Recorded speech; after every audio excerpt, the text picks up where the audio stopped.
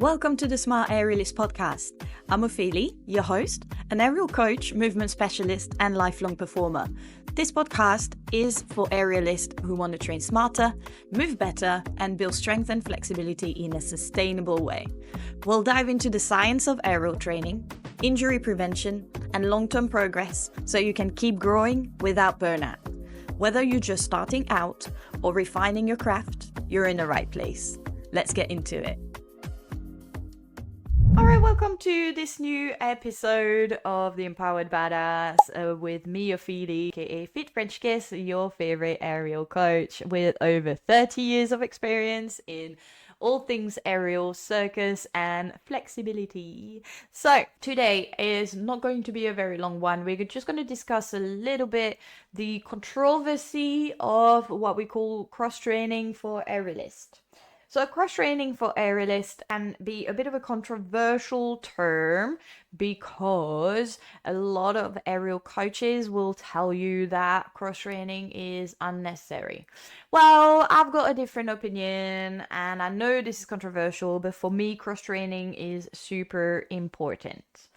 Being a well-rounded athlete is actually quite crucial to being a good aerialist.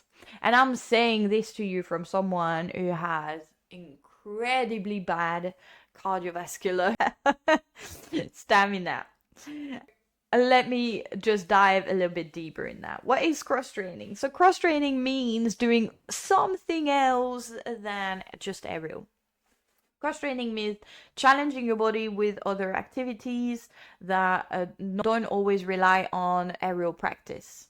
What I want to say about this, cross-training can be controversial in the sense that I don't even want to ask of myself to go and do CrossFit to be a better aerialist or to go and run a marathon. Please don't do that. Don't be silly. That's not what I mean by cross-training. In particular, sometimes people want to try and do everything, and people are just very keen on doing just so much that they lose the point of what we're trying to do as aerialists.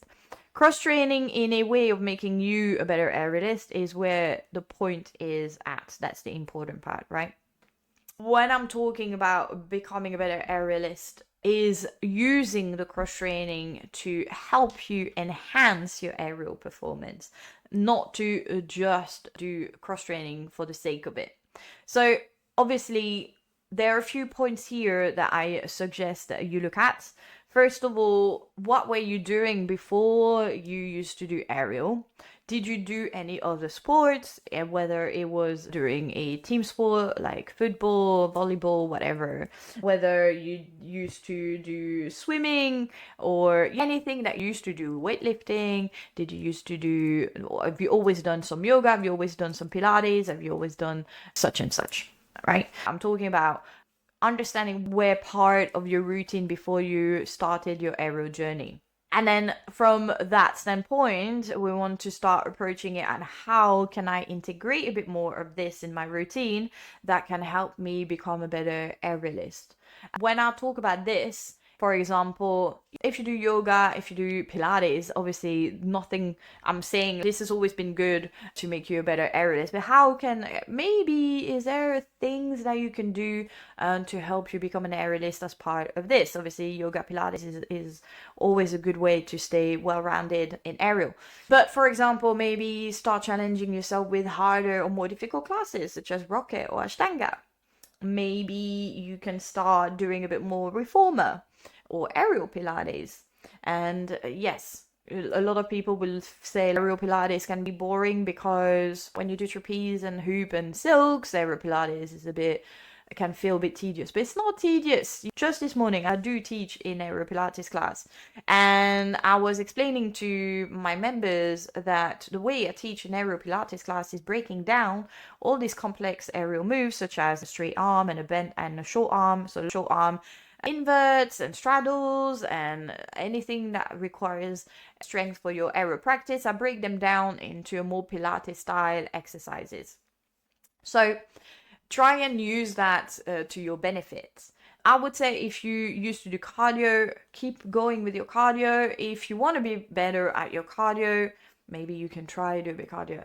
I really struggle with my cardio, and I struggle to actually feel like the time is useful to do cardio. When I want to try and challenge my cardio a bit more, I would do something a bit like a WOD, like a workout of the day that you find in CrossFit, or I would do a bit of a hit, or I cycle around London, and to me that feels a bit like cardio. So it's a nice mixture to try and have a bit better cardio, just because it helps with your stamina when you're up in the air.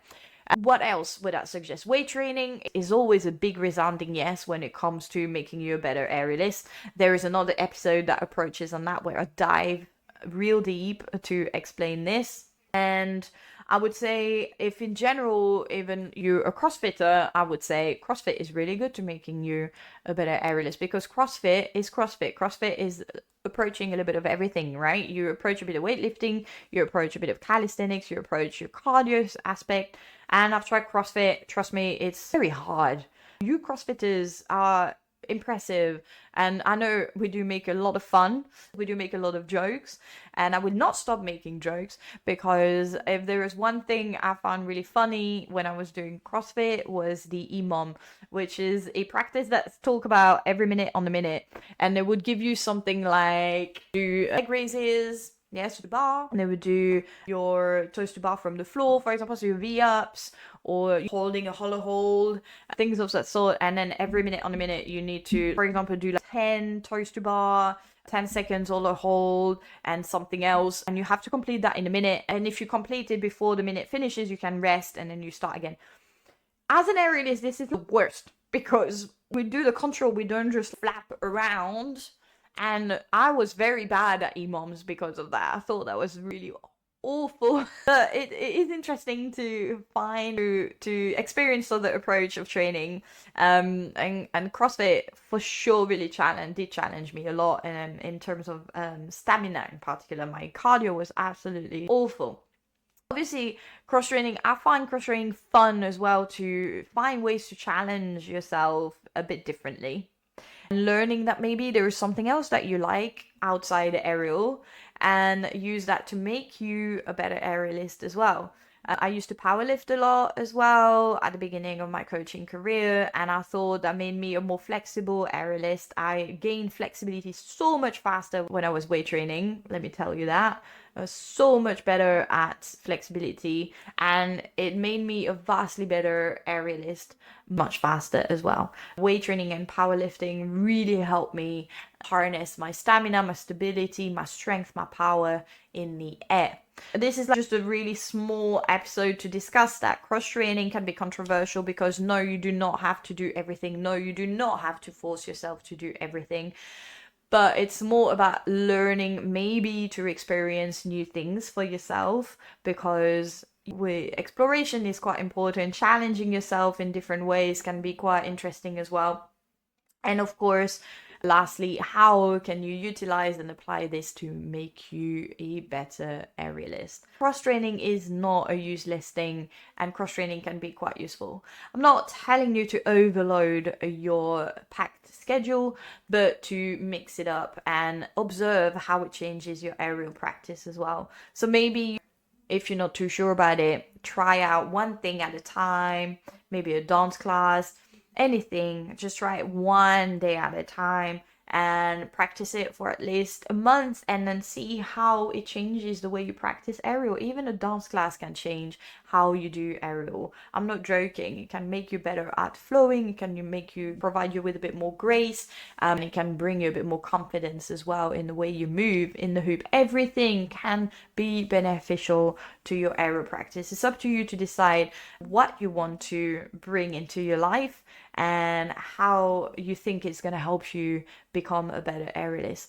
But obviously, cross training in a way that feels a bit out in the wind for nothing can feel a bit useless, of course. And no, you do not have to do everything. You do not have to do CrossFit and cardio and powerlifting and dance classes. Just find what makes you have fun, what makes you feel challenged outside aerial classes, and what makes you feel like it is helping you in some ways in your aerial practice. For some people, gymnastics can help them become better aerialists as well. So like I was saying, with dance, you can become better at flowing. You can build a bit more this kind of flowy routine when you move into your aerial apparatus, because with dance, we really find a different way to move and flow the body together.